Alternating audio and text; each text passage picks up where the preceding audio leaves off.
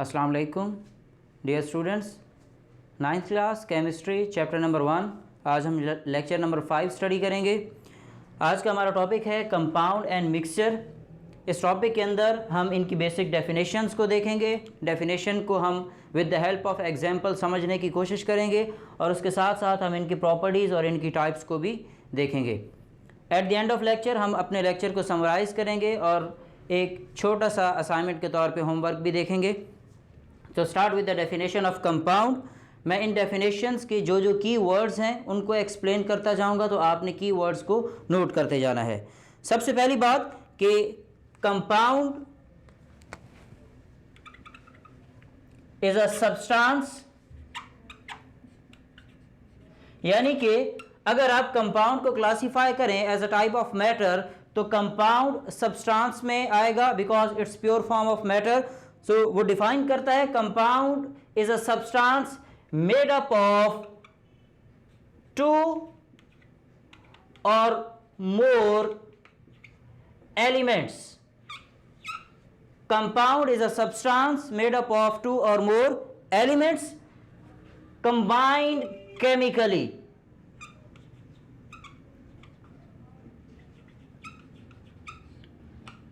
Combined chemically का क्या मतलब है कि दो चीजें जब एक दूसरे के साथ जुड़ें तो वो एक केमिकल बॉन्ड बनाएं। अब ये केमिकल बॉन्ड का क्या मतलब है कि वो एक दूसरे के साथ अपने इलेक्ट्रॉन्स को शेयर करें या वो अपने इलेक्ट्रॉन्स एक दूसरे को डोनेट करें, इलेक्ट्रॉन लूज करें या इलेक्ट्रॉन गेन करें। तो जिस भी बॉन्ड के अंदर इलेक्ट्रॉन्स इन्वॉल्व होते हैं हम उसको केमिकल बॉन्ड बोलते हैं। तो ये क्या कहता है कि compound is a substance made up of 2 और more elements when those elements combine chemically, यानी कि वो एलिमेंट्स एक दूसरे के साथ अपने इलेक्ट्रॉन्स को शेयर करें। और कैसे? In a fix ratio by mass, यानी कि उनके वजन की भी एक खास मिकदार होनी चाहिए। अब ये सारी की सारी डेफिनेशन को हम एग्जांपल्स के ऊपर अप्लाई करेंगे और इसको डिटेल में समझने की कोशिश करेंगे।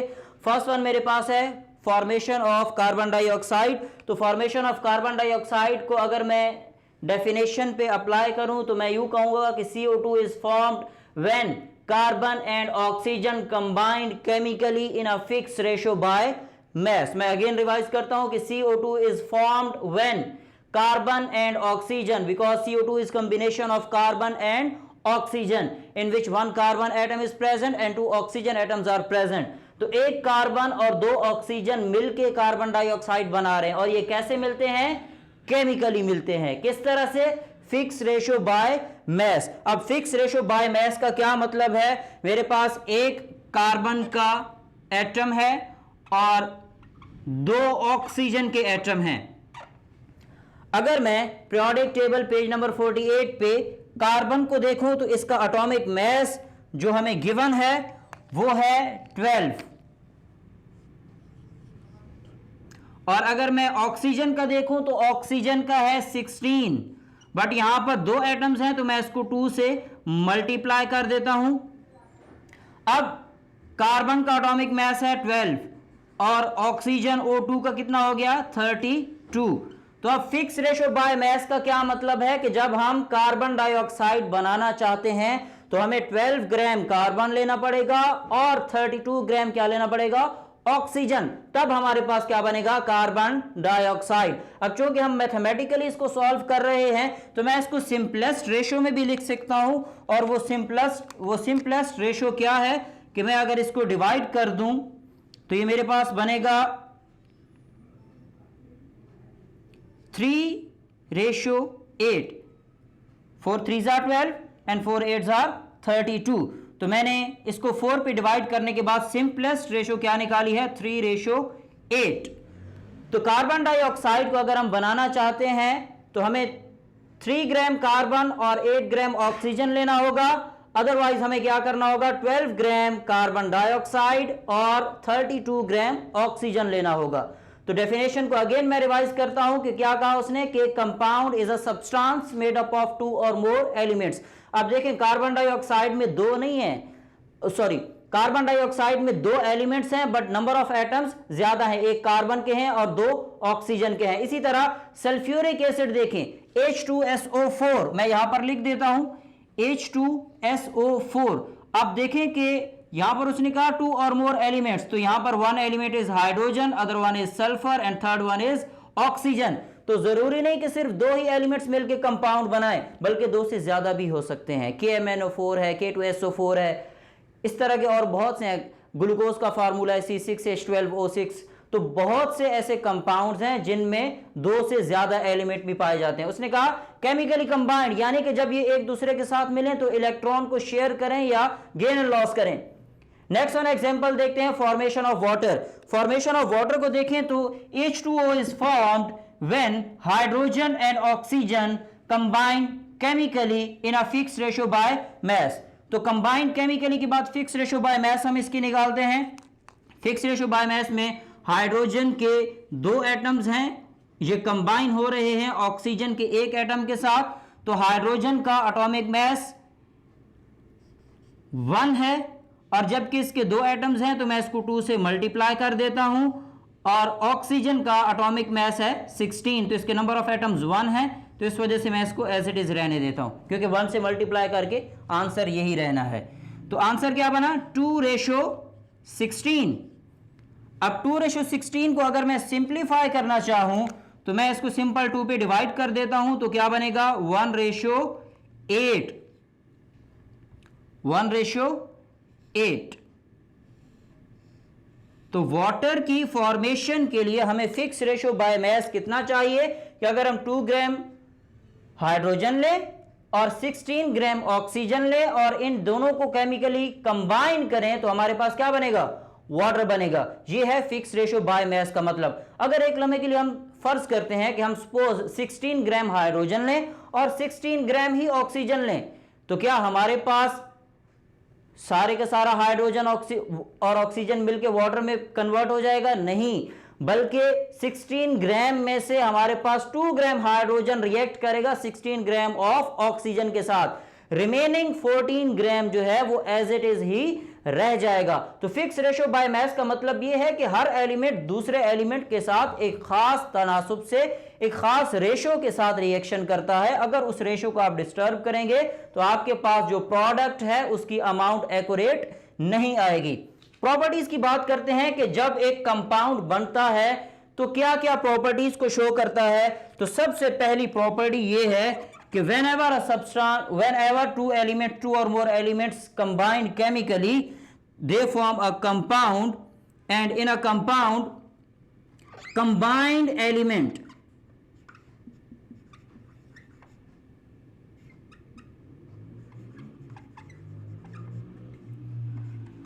lose their properties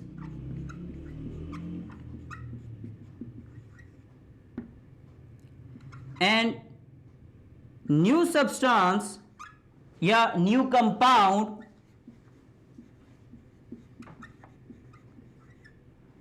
have different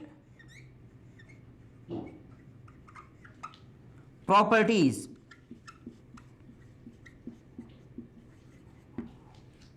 अब वो क्या कहना चाह रहा है इस लाइन के अंदर, वो कहता है कि जब 2 एलिमेंट्स, फॉर एग्जांपल वाटर की, आप वाटर को आप देख लें तो वाटर में हाइड्रोजन और ऑक्सीजन मिलके H2O बना रहे हैं। वो कहता है कि combined element lose their properties.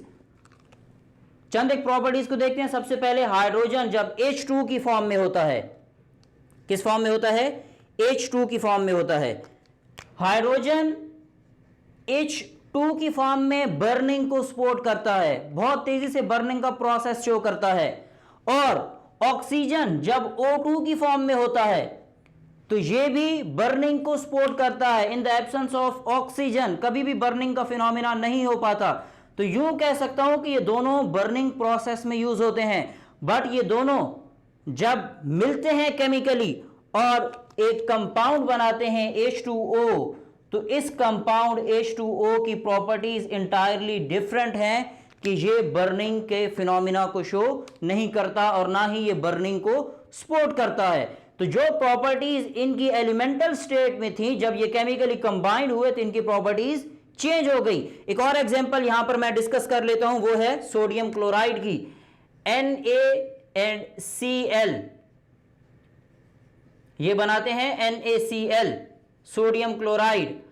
अब ये जो सोडियम क्लोराइड है ये एक सॉल्ट है। सोडियम एक्सप्लोसिव इन नेचर है। अगर आपके पास सोडियम प्योर मेटल है और आप उसको एक पानी के ग्लास के अंदर डाल दें तो ये पानी के ऊपर बबल्स बनने शुरू हो जाएंगे, जैसे कि इफेर्वेनेस हो रही होगी। क्लोरीन क्लीनिंग एक्शन के लिए बहुत ज्यादा इस्तेमाल होता है और उसके साथ साथ ये बैक्टीरिया को किल करता है, पॉइजनस इन नेचर है। लेकिन जब सोडियम और क्लोरीन आपस में मिलते हैं तो सोडियम क्लोराइड बनता है, जिसको हम कॉमन सॉल्ट और घरों के अंदर कुकिंग के अंदर इस्तेमाल भी करते हैं। लेकिन ना तो ये कुकिंग के दौरान सोडियम एक्सप्लोसिव नेचर शो करता है और ना ही क्लोरीन की पॉइजनस नेचर रहती है। तो इसका मतलब क्या है कि whenever elements combine chemically they lose their properties, और जैसे ही न्यू सब्सटेंस बनता है तो उसकी सारी की सारी प्रॉपर्टीज क्या हो जाती हैं, चेंज होती हैं। किन से? एलिमेंटल स्टेट से। अब आगे बढ़ते हैं। थर्ड वन प्रॉपर्टी क्या है? Compound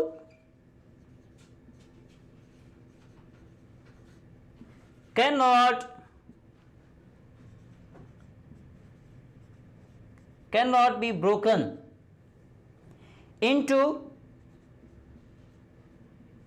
its components by ordinary chemical mean।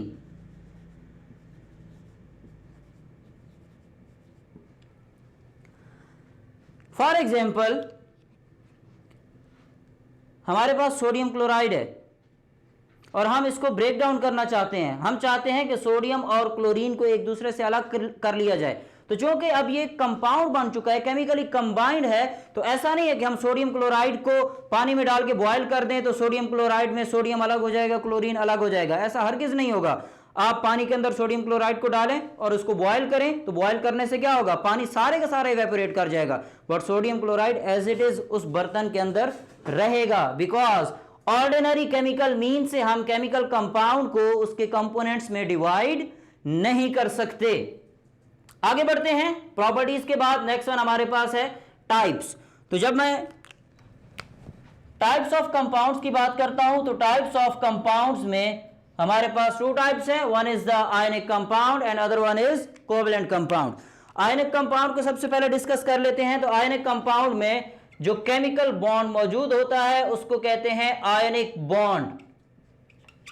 सबसे पहली प्रॉपर्टी क्या है कि ionic compound contains ionic bond. उसके बाद ionic compound exist in 3-dimensional crystal lattice। 3-dimensional crystal lattice से क्या मुराद है? सबसे पहले हम थोड़ा सा डायमेंशंस को स्टडी कर लेते हैं। डायमेंशन क्या होता है? फिजिक्स में आपने इसको बहुत डिटेल में स्टडी करना है। सपोज ये मेरे पास एक एक्सिस है, हम इसको कहते हैं एक्स एक्सिस, सॉरी हम इसको कहते हैं एक्स एक्सिस, और ये दूसरा मेरे पास एक्सिस है, हम इसको कहते हैं वाई एक्सिस। अब इन दोनों को क्रॉस करते हुए बिल्कुल ऐसे ही जैसे कि ये मार्कर आधा बोर्ड से बाहर है और आधा बोर्ड के अंदर है, तो इस एक्सिस को हम क्या नाम देते हैं? जेड एक्सिस का। ये हमारे पास टोटल 3 एक्सिस होते हैं, या हम यूं कह सकते हैं कि हमारे पास 3 डायमेंशंस होती हैं। अब 3D क्रिस्टलाइन स्ट्रक्चर क्या होता है कि ये हमारे पास सोडियम क्लोराइड का मैं क्रिस्टल स्ट्रक्चर ड्रॉ करने लगा हूं।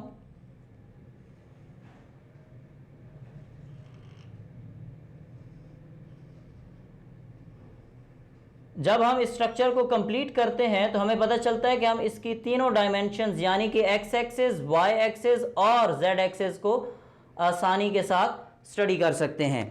अगर मैं अरेंजमेंट ऑफ एटम्स की बात करूं तो अरेंजमेंट ऑफ एटम्स में ये जो मैं रेड कलर से बना रहा हूं ये है मेरे पास क्लोरीन, और जो मैं ब्लैक से बना रहा हूं ये है सोडियम। तो एक सोडियम और एक क्लोरीन आपस में अटैच होते हैं।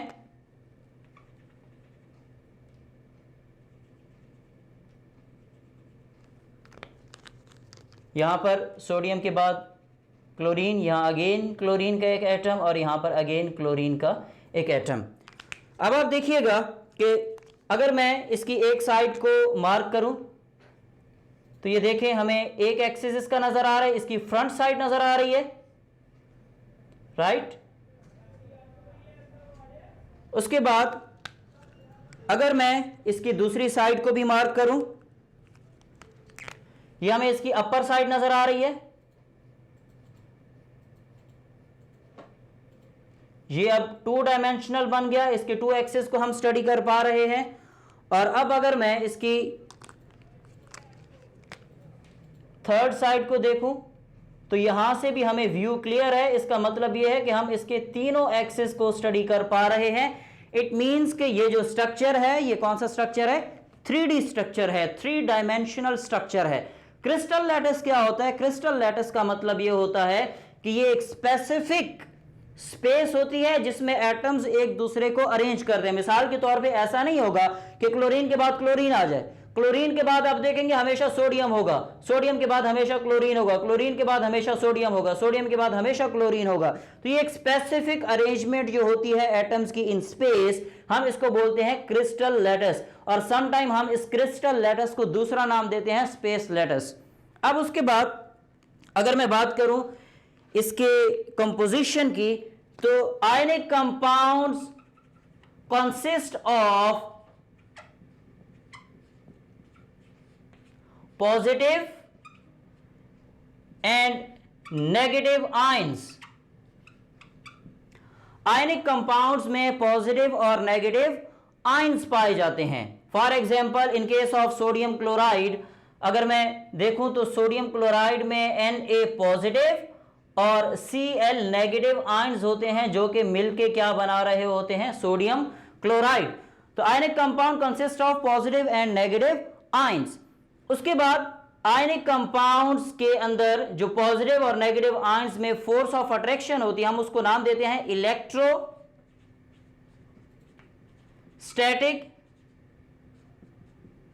Force of attraction.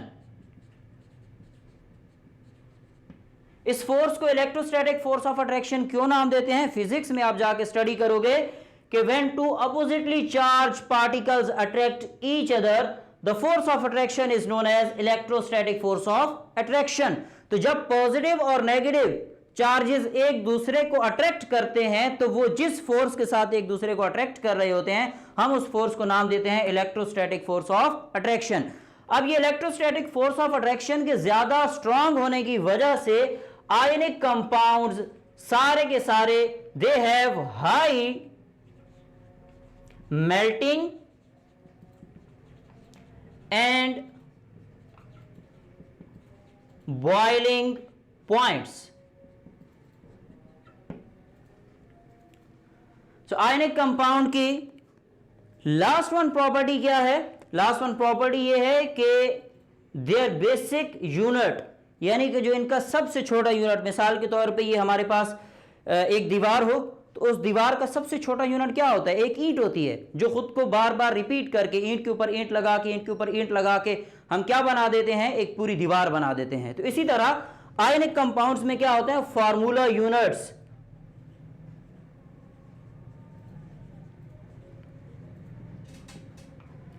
जो इनका क्या होता है? Basic unit.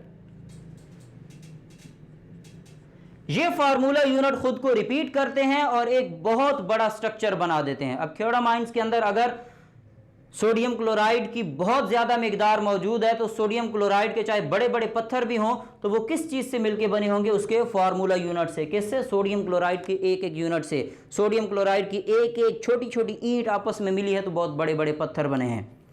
आगे बढ़ते हैं। नेक्स्ट वन हमारे पास है कोवेलेंट कंपाउंड्स। कोवेलेंट कंपाउंड्स की सबसे पहली प्रॉपर्टी क्या है कि कोवेलेंट कंपाउंड्स में जो केमिकल बॉन्ड मौजूद होता है हम उसको नाम देते हैं कोवेलेंट बॉन्ड का।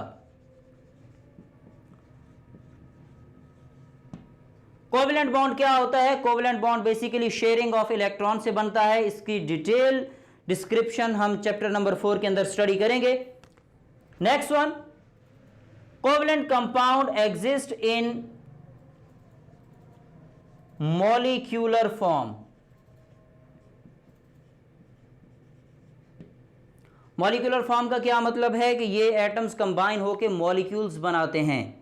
अब मॉलिक्यूल्स में एटम्स की अरेंजमेंट जो है ये इसकी तरह स्पेसिफिक नहीं होती, उनके एंगल्स नो डाउट कि स्पेसिफिक होते हैं बट ये नॉन डायरेक्शनल होते हैं।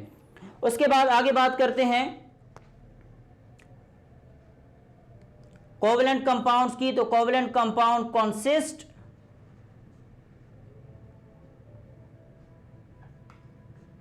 Of atoms. कोवेलेंट कंपाउंड में क्या चीजें मिलती हैं? एटम्स मिलते हैं तो मॉलिक्यूल्स बनते हैं, जबकि यहां पर पॉजिटिव और नेगेटिव आयंस मिलके क्रिस्टल लैटिस और 3 डायमेंशनल स्ट्रक्चर बना रहे थे। अब एंड पे अगर हम इनके मेल्टिंग और बॉइलिंग पॉइंट्स की बात करें तो generally covalent compounds have low melting and boiling points.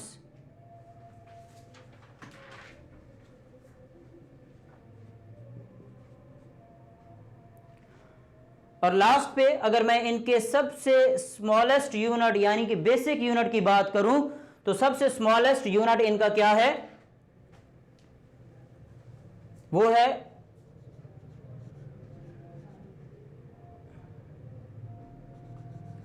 Molecular formula.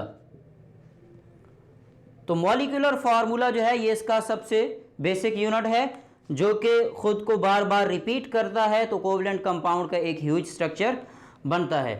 अब आगे बढ़ते हैं। नेक्स्ट वन हमारे पास है मिक्सचर।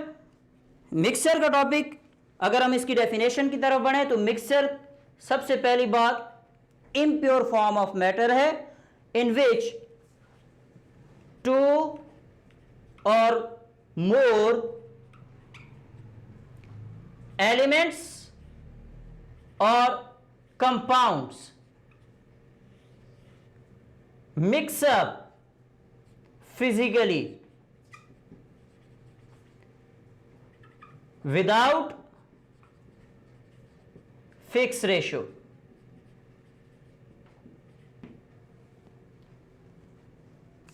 यहां पर वो हमसे क्या कहना चाह रहा है कि मिक्सचर में 2 या 2 से ज्यादा एलिमेंट या कंपाउंड आपस में फिजिकली इंटरेक्शन शो करते हैं, एक दूसरे के साथ कोई इलेक्ट्रॉन की शेयरिंग नहीं होती, just a little bit forces होती हैं जो एक दूसरे को थोड़ी वक्त के लिए एक दूसरे के साथ जोड़ के रखती हैं और उनके दरमियान फिक्स रेशो नहीं होती।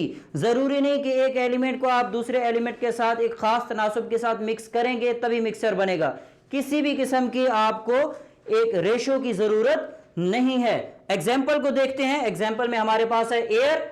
एयर में क्या क्या चीजें मौजूद होती हैं? एयर में कार्बन डाइऑक्साइड मौजूद है, एयर में नाइट्रोजन गैस मौजूद है, एयर में ऑक्सीजन गैस मौजूद है, एयर में डस्ट पार्टिकल मौजूद है,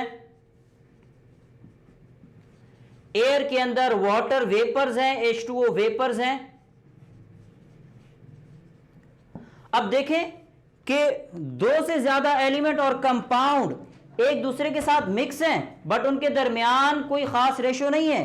फॉर एग्जाम्पल एक रोड के ऊपर अगर कोई गाड़ी चलती है तो गाड़ी के चलने से क्या होता है कि डस्ट पार्टिकल एयर में थोड़ी देर के लिए जाते हैं और उसके बाद क्या होता है कि वो सेटल डाउन हो जाते हैं। तो अब उनके जैसे ही सेटल डाउन होते हैं तो उसका वक्ती तौर पे जो एक स्मॉल इंटरेक्शन था विद एयर, डस्ट पार्टिकल थोड़ी देर के लिए हवा में रहे लेकिन वो फिजिकल इंटरेक्शन था तो इस वजह से वो क्या हो गया, फौरन सेटल डाउन हो गए। दूसरी तरफ अगर हम मिल्क की बात करें तो मिल्क में क्या क्या मौजूद होता है? मिल्क में वाटर मौजूद है, वाटर के बाद मिनरल सॉल्ट है, मिनरल सॉल्ट के बाद इसमें शुगर मौजूद है, शुगर के बाद फैट्स एंड प्रोटीन्स।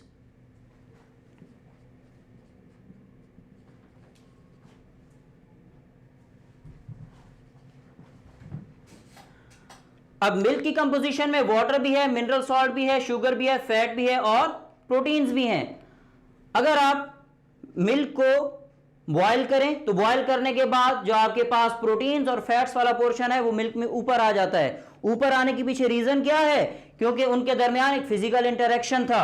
वो फिजिकल इंटरेक्शन हीट करने की वजह से ब्रेक डाउन हो गया, जिसकी वजह से आप दूध के ऊपर से मलाई को निथार लेते हैं या उसकी स्किमिंग कर लेते हैं। अब वो जो स्किम्ड मिल्क है, अगर आप उसको सेंट्रीफ्यूज करें, जूसर मशीन के अंदर डाल दें, और जूसर मशीन के अंदर जैसे ही उसको डालेंगे, उसको घुमाएं, थोड़ी देर बाद उसके ऊपर येलोइश लेयर आएगी।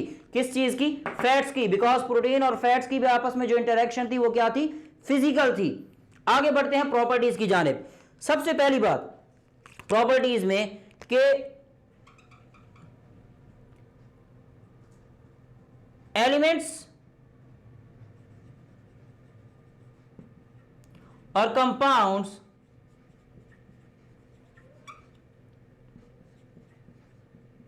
do not lose their identities।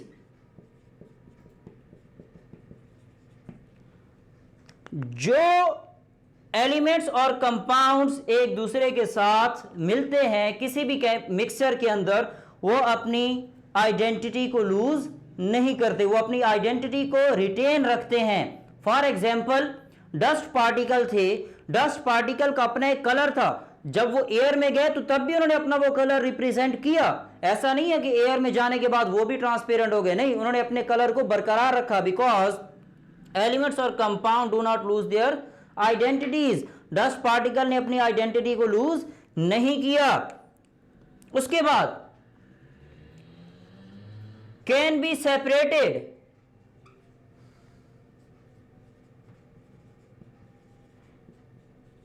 through physical mean।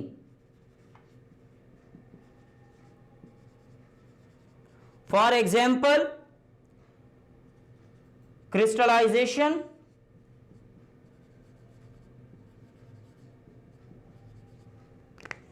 magnetization और boiling,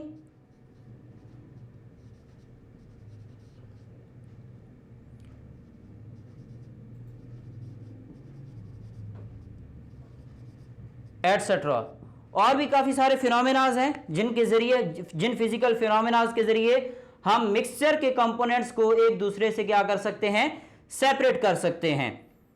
फॉर एग्जाम्पल, अब अगर आप नमक को पानी में डाल दें तो ये एक मिक्सचर बनता है जिसको आप बोलते हैं ब्राइन।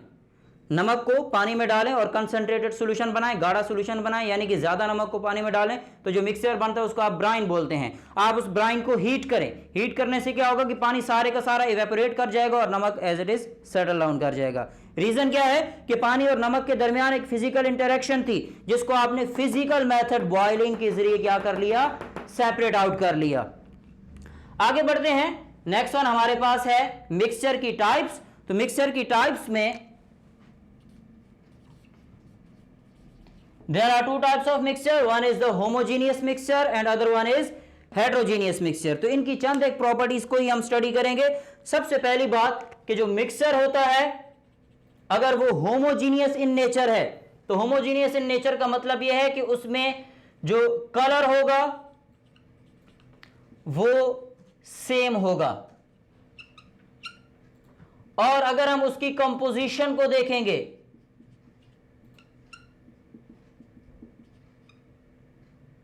तो वो क्या होगी? यूनिफॉर्म होगी। और अगर मैं उसकी बात करूं फेज की,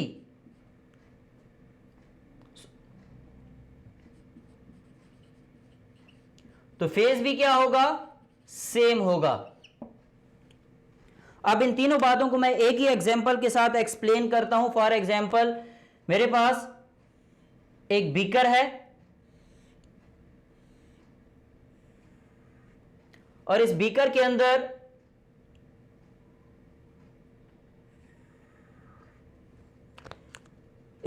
अंदर ऑलरेडी वाटर मौजूद है।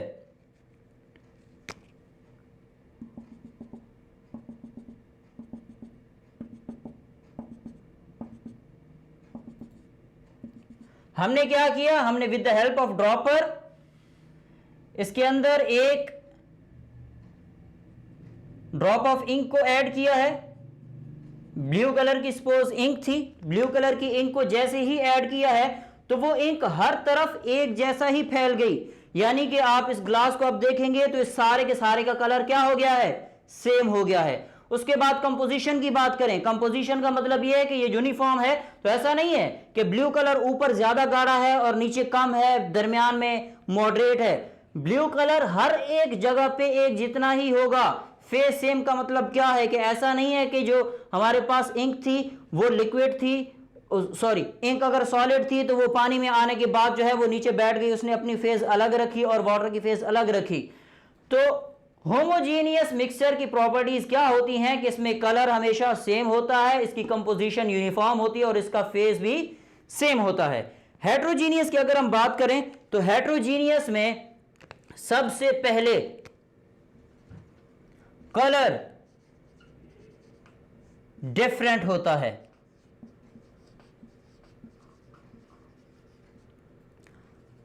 कंपोजिशन की बात करें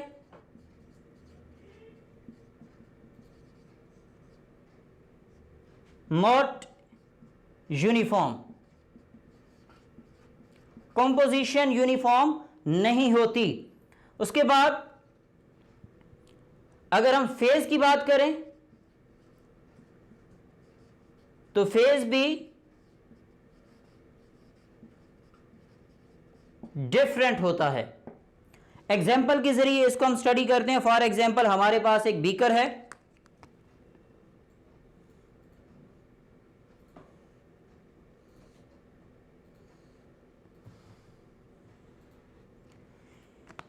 इस बीकर के अंदर आपने सैंड के कुछ पार्टिकल्स ऐड किए हैं, मैं इसको रेड कलर से ड्रॉ कर रहा हूं।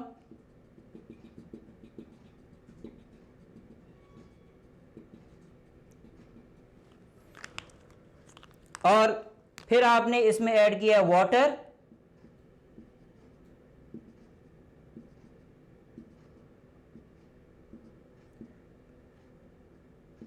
वाटर ऐड करने के बाद जब आपने इसको थोड़ा सा टाइम दिया है तो हुआ क्या है कि ये सेटल डाउन हो गया है। सेटल डाउन कैसे हुआ है कि जो आपके पास सैंड के पार्टिकल्स थे ये नीचे बैठ गए हैं और जो वाटर है वो ऊपर रह गया है। अब आप देखें वाटर चूंकि ट्रांसपेरेंट होता है तो ये आपको अलग दिखेगा और सैंड पार्टिकल्स अलग दिखेंगे। इट मींस के कलर क्या है, डिफरेंट। कंपोजिशन की बात करें तो कंपोजिशन में यूनिफॉर्म नहीं होती। नीचे का जो पार्टिकल है वो आपको सॉलिड फेज में दिख रहा है, ऊपर का जो पार्ट है वो आपको लिक्विड फेज में दिख रहा है। तो इट मींस के कंपोजिशन यूनिफॉर्म नहीं है। नीचे डेंसिटी ज्यादा है, ऊपर डेंसिटी कम है। फेज देखें, ये नीचे सॉलिड है और ऊपर लिक्विड है। तो हेट्रोजीनियस में क्या होते हैं, कलर डिफरेंट होते हैं, कंपोजिशन नॉट यूनिफॉर्म होती है और फेज डिफरेंट होते हैं। अब यहां तक हमारा लेक्चर मुकम्मल हुआ। यहां इसको भी मैं लेबल कर दूं, drop of ink plus water का ये एक मिक्सचर है जो कि आपके पास एग्जाम्पल है होमोजीनियस की। अब आते हैं कि आज का जो हमारा लेक्चर है इसमें से बोर्ड पॉइंट ऑफ व्यू से क्या क्या चीज़ें पूछी जाती हैं। तो सबसे पहले मैं लॉन्ग क्वेश्चन के बारे में आपको बता दूं कि इस चैप्टर में से आपसे लॉन्ग क्वेश्चन पूछा जाता है, राइट नोट ऑन कंपाउंड। तो अगर आपको लॉन्ग क्वेश्चन के तौर पे आता है तो आपने क्या करना है, आपने इसकी डेफिनेशन को लिखना है,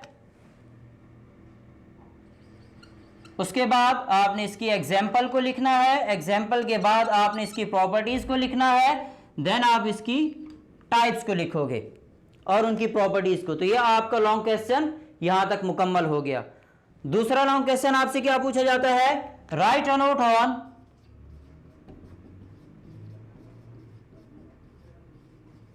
मिक्सचर। तो एज इट इज आपको डेफिनेशन, एग्जाम्पल, प्रॉपर्टीज और इसकी टाइप्स को लिखना होगा।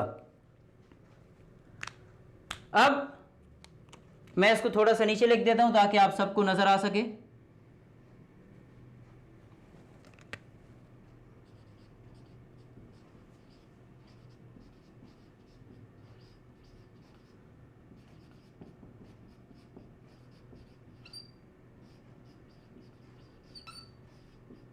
लॉन्ग क्वेश्चन के तौर पे आपसे पूछा जाता है। यहाँ पर भी मैं नीचे लिख देता हूँ।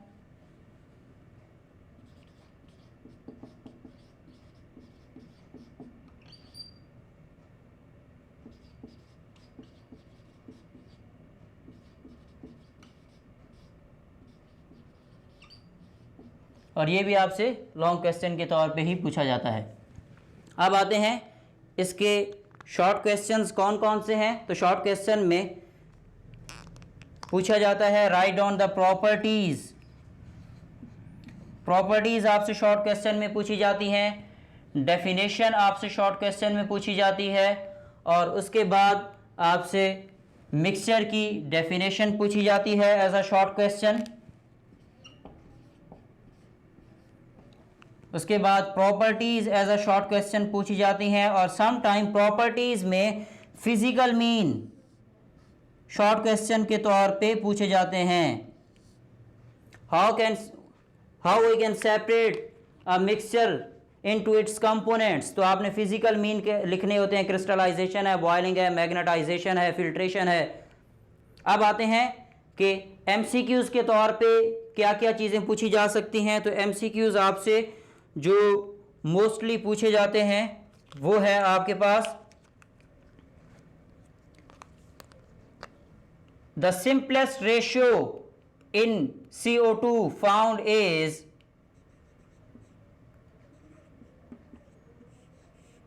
कितनी है 3:8। इसी तरह 1:8 the simplest ratio found in water molecule. तो ये भी क्या है, एक MCQs के तौर पे आपसे पूछा जाने वाला सवाल है। उसके बाद क्रिस्टल लैटिस से रिलेटेड आपसे MCQs पूछा जाता है कि ionic compound exist in 3D crystalline. तो ये आपसे एक MCQs आता है, पूछा जाता है। और उसके बाद अगर हम बात करें मिक्सचर की, तो मिक्सचर में elements combine with each other physically, chemically combine नहीं होते बल्कि कैसे होते हैं, फिजिकली होते हैं। और ये भी आपसे MCQs के तौर पे पूछा जाता है। उसके बाद प्रॉपर्टीज में आपसे MCQs आते हैं।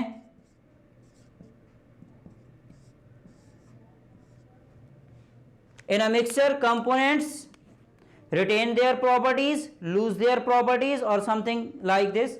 इस तरह के कोई भी ऑप्शंस आपको दिए जा सकते हैं। तो आपने इस लेक्चर को इंपॉर्टेंस देनी है, बिकॉज इस चैप्टर में अभी तक हमने जो लेक्चर 5 पे पहुंचे हैं, 2 टॉपिक ऐसे हैं जिनमें वो लॉन्ग क्वेश्चन उठाता है। One is compound and mixture and other one is branches of chemistry.